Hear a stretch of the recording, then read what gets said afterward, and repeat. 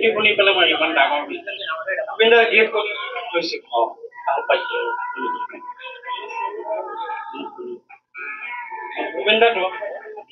পাইছোঁ টাউনত দেখো টাউনত কিমান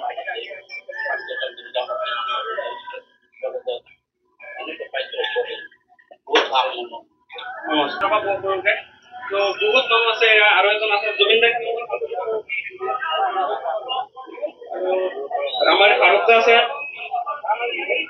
জুবিন দাক মই বহুত ভাল পাইছিলোঁ যেতিয়া এনেকুৱা ভাল লাগে জুবিন দাৰ গানবিলাক মই লিখাই গানবিলাক গাই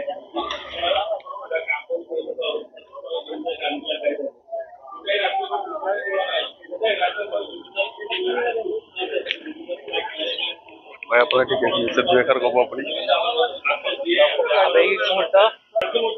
তোমাৰ কালিৰ পৰা ফিলটো কেনেকুৱা মানে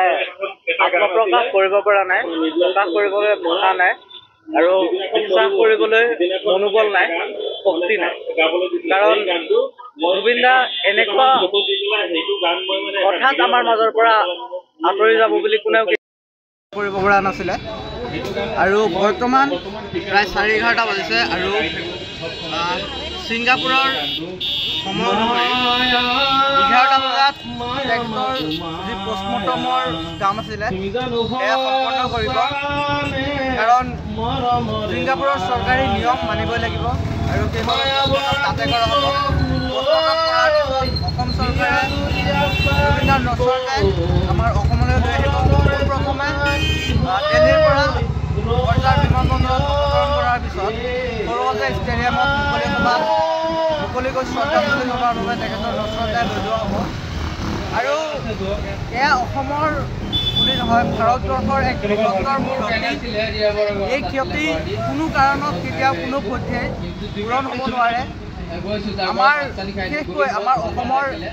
এটা যুগৰ অন্ত পৰিল আমাৰ অসমীয়া ৰাইজৰ স্বাভিমানৰ অন্ত পৰিল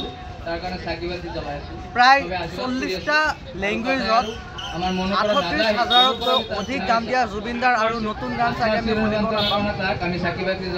জন্মৰ পিছৰ পৰাই অসমৰ সংগীত শিল্পী হিচাপে জুবিন দাক গানবোৰ শুনি আহিছিলোঁ আৰু আমি সাধাৰণতে জুবিন দাক অকল সংগীত শিল্পী বুলিয়ে জানো তেখেত কেৱল সংগীত শিল্পী নহয় অসম আৰু অসমীয়া জাতিৰ এজন অভিভাৱক এজন সুদক্ষ নায়ক এজন সুদক্ষ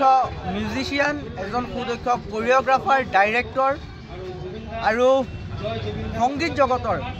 অসমীয়া সংগীত জগতৰ ভগৱান বুলিও ক'লে ভুল নহ'ব সঁচাকৈয়ে আজি সমগ্ৰ অসম তথা ভাৰতবৰ্ষ এক কথাত স্তব্ধ হৈ পৰিছে আৰু এয়া বৃহত্তৰ ক্ষতি বুলি মই ভাবোঁ